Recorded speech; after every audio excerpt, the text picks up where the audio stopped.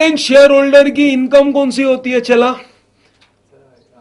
Preference dividend. So मतलब that is the base. तो how much is preference dividend of B limited? 72,000. तो वो क्या बोलता है? Now it should increase by 20%. बस हो गया, अपना काम है ही क्या उसके अंदर. Let's start. So preference dividend, of course यहां पर आपने फिर से लिख दिया, ये सब बी लिमिटेड की अभी सब कर रहे हैं इंफॉर्मेशन. प्रेफरेंस डिविडेंड था इसका 72,000.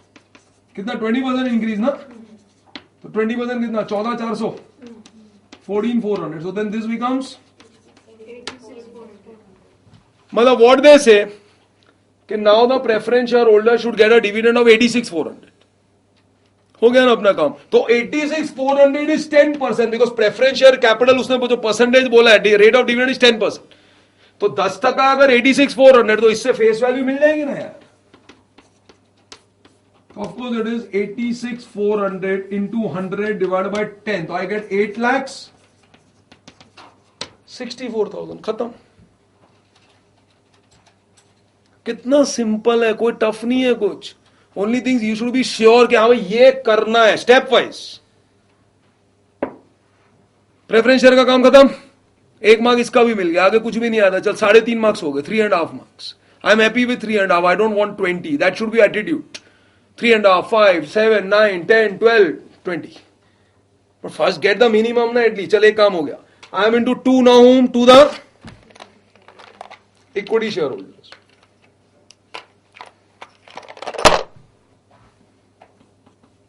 और इक्विटी शेयर होल्डर्स को you are giving in 3 ways. हमने पूरा क्वेश्चन पढ़ा है. You are giving them equity shares, you are giving them preference shares, and you are also giving them cash, that is in the form of liquidation expenses reimbursement. तो पहले वो simple वाला ही ले लेता हूं ना. कैश ब्रैकेट में लिखना for liquidation expenses. Okay, 16,000. Now we'll speak about equity shares. Now we will speak about what? Equity shares. अब इक्विटी शेयर्स के लिए देखो क्या बोला उसने, वही उसका मार्केट प्राइस वाइज का जो दिया. उसने बोला equity shares of B limited will be valued by applying to the earning per share of B Limited 60% of the price earning ratio of A Limited based on the results of 0506 of both the companies. I'll just continue this side. I'll just continue this side. You're doing there only. So equity share आपने heading दिया है. And again you are giving 2 headings, A Limited and B Limited. दो heading दे देना. बारी है net payments. A limited and B limited. Let's start. अब मेरे को चाहिए क्या रे? आई वांट एक्चुअल में अर्निंग पर शेयर पहले चाहिए. तो जरा पहले अर्निंग पर शेयर निकालते हैं. फिर अर्निंग पर शेयर निकालेंगे, then we can also get the price earning because market price is given to me. तो मैं कैसे करेगा? चलो let's start. Let me take the base figure. Profit before interest and tax. It's 14,75,000 and 7,80,000.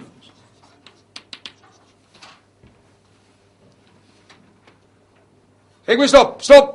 When I say stop, I mean it. First of all, are you understanding why the hell I have taken this information over here? Because he is saying you that the equity shares are on the basis of earning per share. तो earning per share का basis है, तो इसके लिए earning per share तो निकालू पहले. अगर अर्निंग पर शेयर डायरेक्टली दिया होता तो फिर डायरेक्टली नंबर आ जाता. तो पहले अर्निंग पर शेयर निकाल रहा हूं, फिर वहां से लेंगे no we will get the how much are the number of equity shares issued and their worth. तो I got profit before interest and tax. Let me immediately minus the interest. Interest of course मतलब it is the debenture interest. तो we know pretty well. देखो पहली company का कितना था debenture? 5 lakh का 15% मतलब 75,000. You show in the bracket it is 5 lakh का 15%. और दूसरी कंपनी का क्या हाल है? बी लिमिटेड का क्या है? 5 लाख का 12% मतलब 60,000. Got it? तो ये टोटल अब तक हो गया आपका 14 lakhs. This is 7,20,000. Now this is PBT, profit before tax. Then I less from here the tax part. 40% बोलते हैं ना. पहला कितना आया 560, दूसरा 2,88,000. How much is left? 8,40,000. 8,40,000 and 4,32,000. what is this? Profit after tax.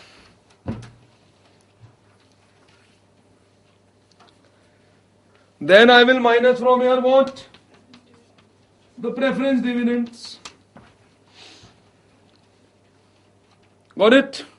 And preference dividend they have given to me. It's 120 and 72. अच्छा अगर उसने नहीं दिया होता तो ऊपर के परसेंटेज से निकाल लेते हैं ना. देखना ऊपर भी तो वही है ना. 12 लाख का 10% 120 और 6 लाख का 12% 72,000. How much is left? 7,20,000 and 3,60,000. What is this? These are now earnings for equity shares. These are the earnings for equity shares. And now I divide this by number of equity shares. So that I'll get earning per share. So how much are the number of equity shares? 36 lakhs divided by 10 करेंगे तो 3,60,000 आया ना. वहां text book में भी लिख दो जरा प्लीज, लिख दो बाजू में, बहुत काम आएगा. 360,000 और 1,80,000 are the number of shares. और दूसरा वही 18 लाख डिवाइडेड बाय 10 किया तो I got number of shares as 1,80,000. Is that okay? So then I got EPS, earning per share is how much? 2. And here also it is 2. ठीक. Then I have also got the, क्योंकि उसने मेरे को price earning पूछा है ना, तो इसको कंटिन्यू करता हूं. तो मार्केट प्राइस. अब मार्केट प्राइस अच्छा हो गया, दिया हुआ नहीं दिया होता तो निकालना पड़ता वैल्यूएशन करके शेयर्स का. मतलब कोई भी हद तक जा सकता है यार. तो मार्केट प्राइस कितना दिया उसने मेरे को? 40. लेकिन वो बी केयरफुल. हाँ, he has just given you of A limited. तो मतलब बी लिमिटेड का तो वो नहीं है, तो लिखो नॉट गिवन. चाहिए भी नहीं यहां पर क्योंकि इंफॉर्मेशन वैसी है. So then I will get now what? I will get the price earning ratio. Now this all you have done in FM also actually. तो प्राइस अर्निंग रेशियो कैसे मिल जाएगा? It will be the market price divided by the EPS. Fine with everyone? It will be the market price divided by the EPS. This all is financial management you have done. मतलब कहां ना का कुछ भी लेकर आते regular. तो ये कितना आया? इसका 20 और इसका तो it is NA, not applicable. तो प्राइस अर्निंग रेशियो कितना है? 20 और उसका तो NA. Fine with everyone? But अभी तक कुछ बात खत्म नहीं हुई, उल्टा बात शुरू हुई अभी. Now here we have got the data or the base